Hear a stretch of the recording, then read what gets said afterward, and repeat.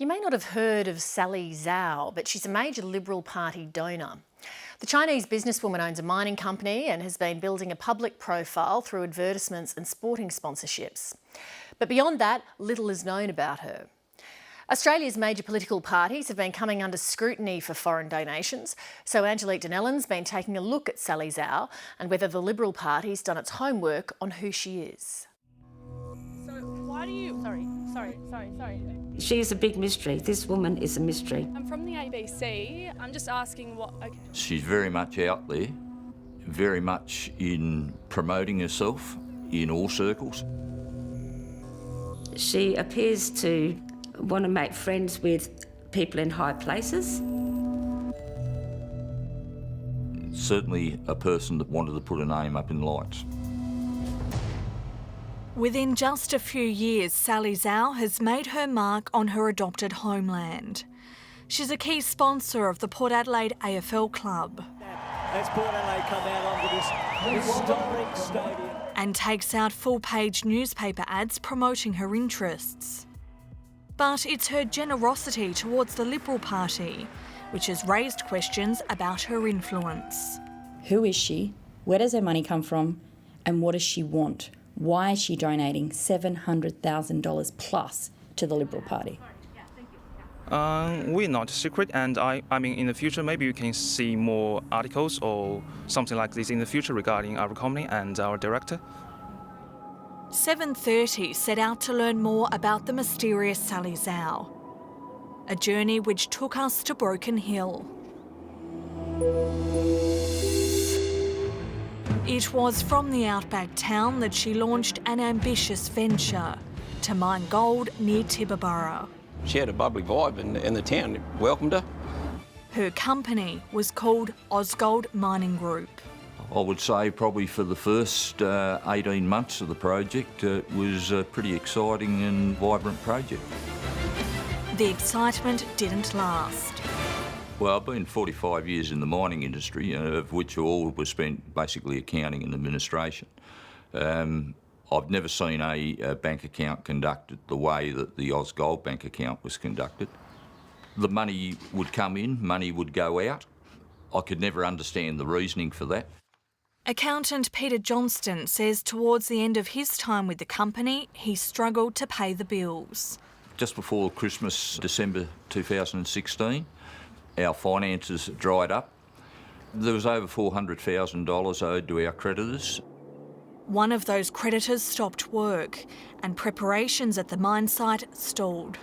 We were battling, and she'd come up with these excuses, but it's New Year's, and then it was Chinese New Year, and then something else and something else. Office manager Jenny Brown says employees were being paid erratically.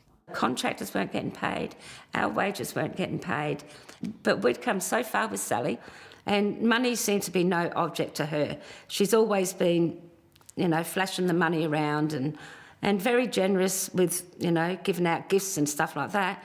But when it comes to the real world, what did you think that we were going to do? In April, 9 employees were sacked, including Peter Johnston, Jenny Brown and mine manager Mick Walden. Oh, kick in the guts. Yeah, because we all didn't see it coming. Sally Zou declined 7:30's request for an interview, but the ABC's Broken Hill reporter found her in town. Hi, I'm from the ABC. I'm from the ABC. I just wanted to ask why you stopped paying workers at Ausgold? Pardon? Why you stopped paying workers at Ausgold? No, I never ever say stop pay my staff. Sorry. There were times when she said she was in the bank and organising money, promised us money that was coming. It never ever arrived. One former worker says he's still owed money, but Sally Zou insists she's paid everyone. Peter Johnston says the way one payment was delivered was surprising. Basically a knapsack Sally brought into the room, emptied out $120,000 in notes. Yeah, it was unbelievable to see that amount of money on at one time.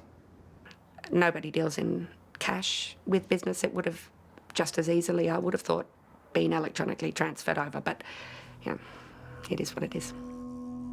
ASIC documents show Sally Zou is the director of half a dozen companies. She's deregistered other businesses, including Australian Earthly Paradise and the Great China Talent Development Foundation. One of her more unusual ventures drew national attention in June. What are the consequences for Australia's standing on the world stage of one of the Liberal Party's biggest donors, mining magnate Sally Zou, establishing a company called Julie Bishop Glorious Foundation? Mr. Speaker, until the matter was raised with me by the media a week ago, I had never heard of such a foundation. At no time have I ever compromised government policy in relation to foreign affairs. All this emerged amid growing scrutiny over Chinese influence through political donations. Thank you, Chair. I had some Last month, in Senate estimates, there were more questions about Sally Zou. Is the department aware of Ms Zou's family connections with the Chinese government? We are not aware, Senator. Could you please check?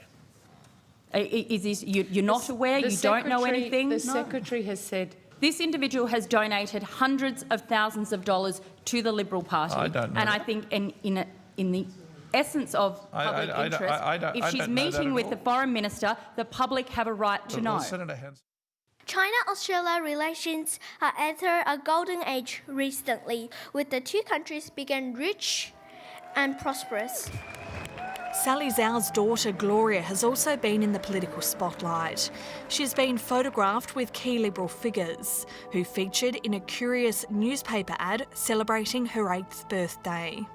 It cites the thanking Uncle Tony Abbott and Auntie Julie Bishop, and did the Minister's office approve the ad? Complete news to me, Senator. Julie Bishop's office says the Foreign Affairs Minister has been introduced to Sally Zou at various Liberal Party events, but there have been no other meetings. Why do you donate so much money to the Liberal Party? Sorry, now I need a good bathroom. Can I go now? Back in Broken Hill, Sally Zou didn't re-emerge to answer questions. Instead, her personal assistant stepped in. I think the donation is because OSCO shares is similar. OSCO supports the Liberal Party's policies in ASA regarding the growth and the development of this state. Where does Sally and where does Ausgold get its money from? I think I'm not in a position to answer this question. Democracy is operating at its best when there is transparency and honesty. Here we have very little transparency and we know nothing about her background. 7:30 pressed Sally Zou for more information, and a public relations firm responded on her behalf. They say she recognises many of her early dealings did not align with Australian business culture and practices, and she's addressing this with the help of professional advisors. They say she thought she was doing the right thing, paying her workers in cash, and while it is commonplace to do so in China, she now understands that's not the way it's done here. The statement says Sally Zou has no friends or family highly placed in the Chinese government, and her money has entered the country legally. At Broken Hill's local, former workers are still talking about what went wrong when Sally Zou came to town. I don't know how to explain her actions, how I feel. Yeah, pretty numb actually. So I'd still be professional with Sally if I had to be, but yeah, at a professional level only. Yeah, she's lost me as a friend. You know, we wanted to do good by Sally because we thought if we'd done that, then she was always going to look after us. But no, we were badly let down. She's really hurt a lot of people here.